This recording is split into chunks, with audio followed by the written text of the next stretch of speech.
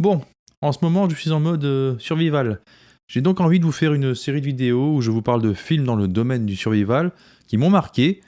Certains sont très connus, d'autres le sont moins. Donc si ça vous permet de vous en faire découvrir quelques-uns, ça me fera plaisir. C'est quelque part le but de ma chaîne, vous conseiller du bon cinéma au milieu de cet océan de films médiocres et maintenant bourrés de wokisme jusqu'à en vomir qui sortent aujourd'hui.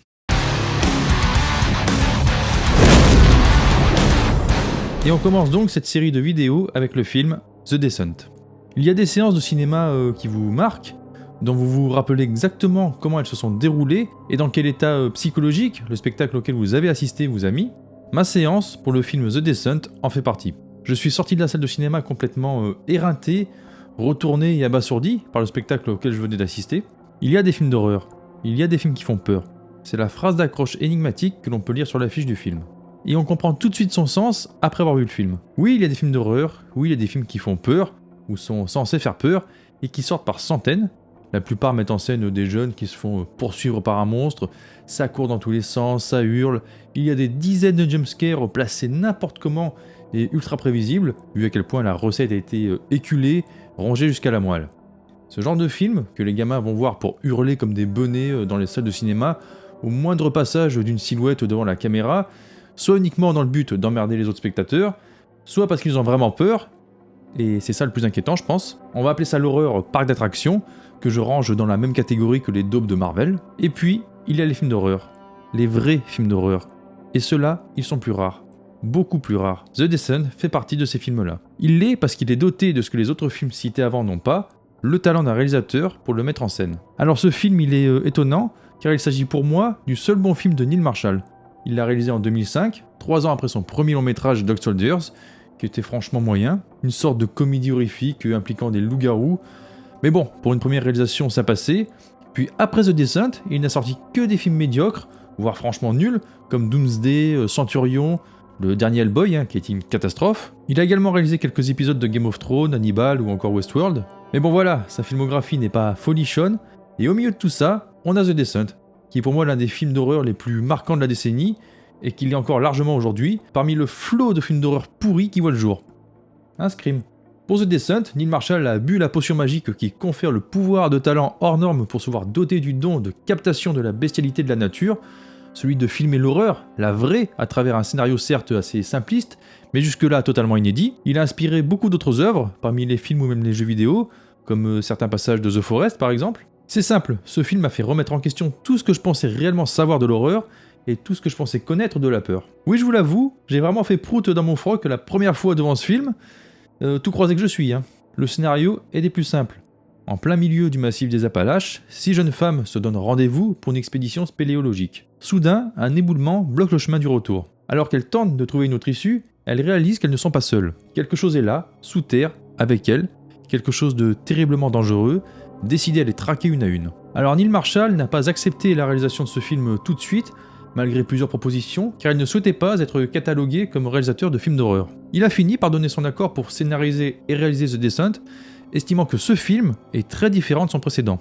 En effet, les rares critiques concernant Dog Soldiers étaient que le film ne se prenait pas assez au sérieux, et Marshall voilà un défi à relever, l'opportunité de réaliser un film très sombre. Et on peut dire qu'il a réussi son coup. Si vous cherchez de l'humour même à petite dose, vous pouvez passer votre chemin. The Descent en est totalement dépourvu. J'irais même jusqu'à dire qu'il s'agit d'un film dépressif qui, en plus de vous donner une trouille bleue, vous donnera un cafard qui ne vous lâchera pas pendant un bon moment après son visionnage. L'introduction donne le ton tout de suite, avec ce groupe de copines en pleine descente de rafting. Alors elles s'amusent, elles rigolent, mais ce moment de bonheur n'est que de très courte durée. Il s'ensuit quelques minutes après l'accident de voiture hyper choquant, où le mari et la fille de Sarah sont tués sur le coup. Et là on se dit, ah oui, quand même là, on démarre d'entrée de jeu avec la pire chose qui pouvait arriver à l'un des personnages. Qu'est-ce que ça va être pour la suite? Comme influence du film, je pourrais citer Massacre à la tronçonneuse, le premier, The Thing ou encore Délivrance, qui ont inspiré Neil Marshall pour l'ambiance générale du film. C'est-à-dire une tension qui monte lentement, à l'inverse de tous les films d'horreur qu'on voit maintenant, qui font monter la tension rapidement, mais qui ne peuvent pas la maintenir. Il montre tout ce qu'il y a de terrible dans ces grottes, l'obscurité, la descente dans les ténèbres, la claustrophobie. Cela permet de mettre en avant le fait que lorsqu'on pense que la situation ne pourrait pas être pire, eh ben si, elle empire encore. Il faut savoir qu'avant le début du tournage de The Descent, il y avait un autre film qui reprenait plus ou moins la même trame exactement dans le même environnement, qui avait commencé son tournage. C'est La Crypte de Bruce Hunt, et cela a incité les producteurs à accélérer la production du film afin de pouvoir le sortir avant La Crypte. La campagne de promotion du film est interrompue par les attentats du 7 juillet 2005 à Londres. Les publicités présentes sur les bus et dans les métros londoniens montrant une femme terrifiée hurlant dans un tunnel sont enlevées. Et Pathé, la société de distribution, envisage de retarder la sortie du film avant de choisir de maintenir la date prévue et d'organiser une promotion entièrement différente qui met l'accent sur le combat livré par les héroïnes du film et non sur la peur. Et pourtant, c'est bel et bien la peur qui prédomine dans The Descent, même si le combat des héroïnes est bien mis en avant, surtout vers la fin. Alors oui, le réalisateur use des jumpscares dans son film, mais contrairement à tous ceux qu'on peut voir dans les films d'horreur lambda de nos jours, là ils sont vraiment efficaces. D'ailleurs, si vous me demandez quel est le jumpscare qui t'a le plus fait sursauter parmi tous ceux que tu as pu voir dans ta longue carrière de cinéphile, je vous répondrai, sans hésiter, le cauchemar de Sarah. Lorsque le tuyau qui passe à travers la fenêtre de la chambre du chalet pour venir se planter dans sa tête.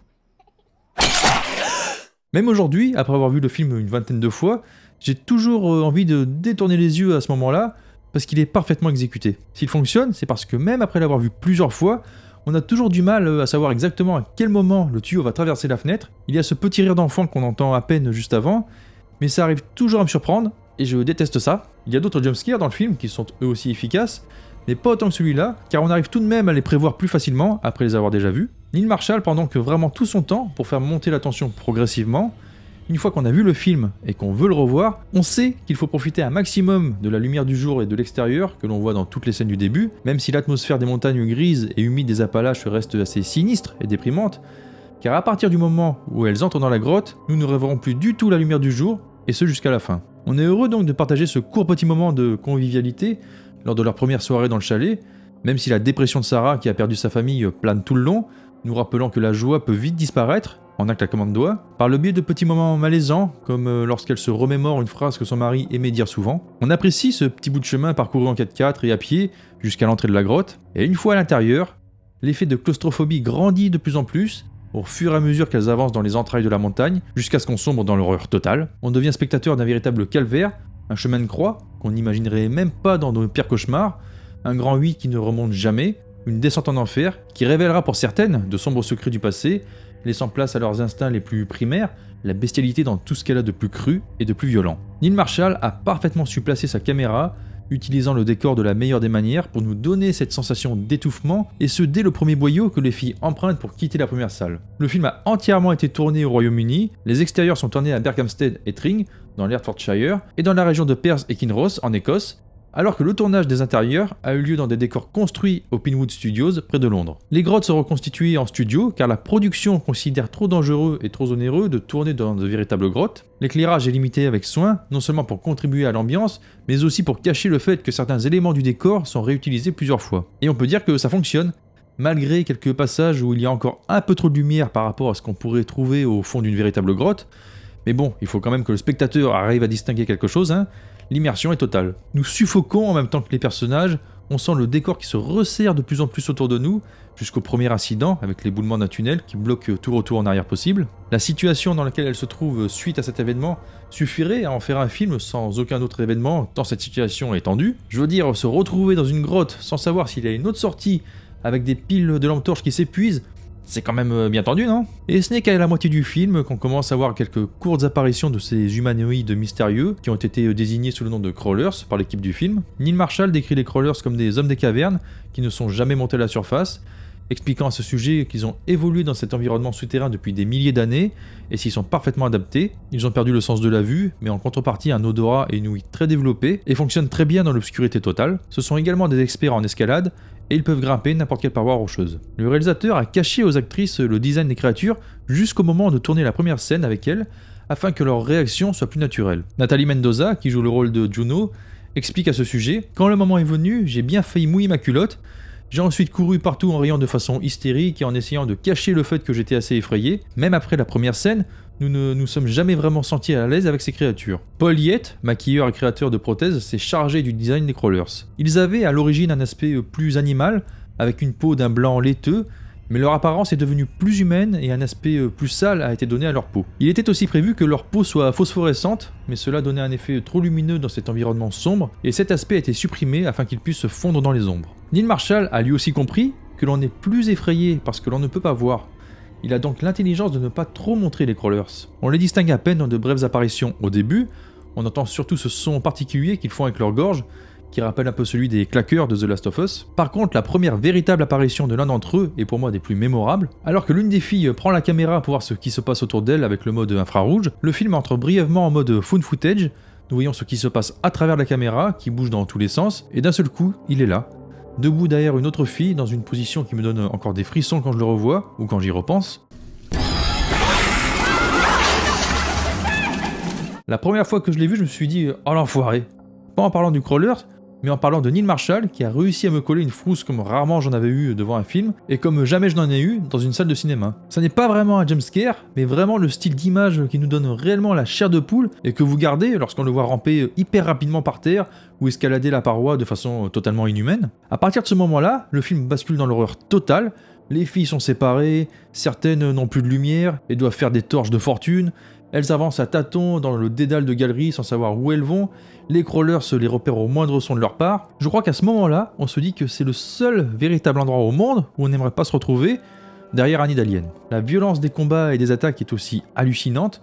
Le film mérite amplement son interdiction au moins de 16 ans. Yeux crevés, gorge arrachée, personnage dévoré sous les yeux de sa copine qui ne peut pas faire le moindre bruit, ongles arrachés sur les parois de la grotte, fracassage de crâne. On a même droit littéralement à un bain de sang subi par Sarah. Il doit s'agir d'un des films qui a utilisé le plus grand nombre de litres d'hémoglobine pour son tournage. La violence est telle qu'elle ramène les filles à leurs instincts les plus primaires, ce qui fait que même entre elles, elles finissent par s'entre-détruire. Une trahison du passé aura tout autre conséquence dans ce milieu qu'un simple « je te fais la gueule à jamais, tu ne seras plus jamais mon ami ». Non, là c'est plutôt « je te fous un coup de piolet dans le genou pour te laisser te faire bouffer par les monstres ». Je trouve d'ailleurs que c'est une excellente idée d'avoir choisi un casting exclusivement féminin de la part de Neil Marshall. À cette époque, les féministes n'avaient pas encore fait le mal qu'elles ont fait au cinéma aujourd'hui, Ghostbusters. Et c'était rafraîchissant de voir évoluer un groupe de femmes dans cet enfer. D'une part, on ressent plus de vulnérabilité, même si elles se débrouillent très bien en spéléo, et ont une excellente condition physique. On est par exemple plus anxieux lorsque l'une d'elles doit traverser une crevasse à la seule force de ses bras, que quand c'est Sylvester Stallone dans Cliffhanger. De plus, leur relationnel est différent que si on avait mêlé les deux sexes. Il naît des jalousies et des tensions au fur et à mesure que le film avance, alors qu'on les voit hyper soudés et complices dans une soirée pyjama bière juste avant. On n'aurait pas pu voir cette soirée si on avait eu un mélange des deux sexes. On retrouve également l'instinct maternel et la douleur de Sarah d'avoir perdu son enfant, et je pense que seules d'autres femmes peuvent avoir cette empathie maternelle pour elle. De plus, le casting est vraiment excellent, composé uniquement d'actrices inconnues, mais qui n'hésitent pas à se mouiller et à donner d'elles-mêmes physiquement pour le film. On s'attache à chacune d'entre elles, tout ayant leur caractère bien distinct. On a certes un peu le cliché de celle qui paraît la plus fragile au début, qui se révèle finalement être la plus forte, mais bon, ça reste bien amené, et son parcours se révèle être une vraie démonstration de combativité pour s'accrocher à la vie, malgré les pires tourments qu'elle pourrait nous faire subir. On va parler de la bande originale, qui a été composée par David Julian. À l'image du film, la musique de The Descent est d'une noirceur presque insondable, triste jusqu'au mélodrame, agressive jusqu'à l'hystérie, traversée de rares rayons de lumière. Entre synthétiseurs et orchestre de cordes, les premiers morceaux sont plutôt atmosphériques, plein de mystère et de mélancolie. Le compositeur arrive également à faire naître une grande tension, et on ne l'aurait pas cru aussi doué pour susciter la terreur. Et lorsque le danger survient, il est accompagné de dérives orchestrales si violentes, de cordes si fortement malmenées, de cuivre et de timbales si furieux que l'empathie avec les personnages devient complète. La fin du film, véritable survival, a droit à une musique tribale et percussive rythmée en diable, illustrant le retour à l'état sauvage des dernières survivantes. Remarquablement orchestrée, à la fois sombre, majestueuse, dramatique et d'une prodigieuse densité, la musique de The Descent est un must qui constitue une excellente invitation à découvrir l'univers du compositeur. Il est aussi à l'origine de la bande-son du film Insomnia de Christopher Nolan, mon film préféré du réalisateur. Il faut vraiment que je vous en parle un jour. Et je trouve qu'on retrouve beaucoup de similitudes avec la bande-son de The Descent, notamment dans ces longues plages de synthé mélancoliques. Alors il y a deux fins différentes tournées pour le film. La première est celle que l'on connaît tous en Europe, et c'est à mon sens la meilleure. D'une part parce qu'elle est magnifique, avec beaucoup de symbolique. Sarah se réveille après s'être cogné la tête, elle aperçoit de la lumière et grimpe une montagne d'ossements pour aller jusqu'à cette lumière. Cette grotte est en fait une représentation de l'enfer qui se referme sur ces jeunes femmes, et sur nous également. Malgré tous les tourments qui lui sont arrivés, Sarah est la seule à trouver suffisamment de force en elle-même pour s'en sortir, quitte à se transformer totalement, à laisser ses instincts primaires prendre le dessus. Avant d'entrer dans cette grotte, elle n'attendait plus rien de la vie, elle souhaitait même certainement mourir, mais cette situation est pour elle l'occasion de prendre en quelque sorte sa revanche sur la vie, de lui dire tu m'as pris tout ce que j'avais, tu as décidé de m'enlever ce que j'avais de plus cher au monde, mais cette fois-ci, ça n'est pas toi qui décideras de me prendre moi, je vais décider de m'en sortir. Cette escalade en est tout le symbole, la volonté de revenir à la lumière de la vie, malgré le fait d'avoir souhaité la mort pendant tout ce temps. Le premier plan qu'on voit à l'extérieur après avoir passé tout ce temps dans l'obscurité de cet enfer est le plus beau du film. Il nous éblouit totalement, nos yeux n'étant plus habitués à la lumière du jour.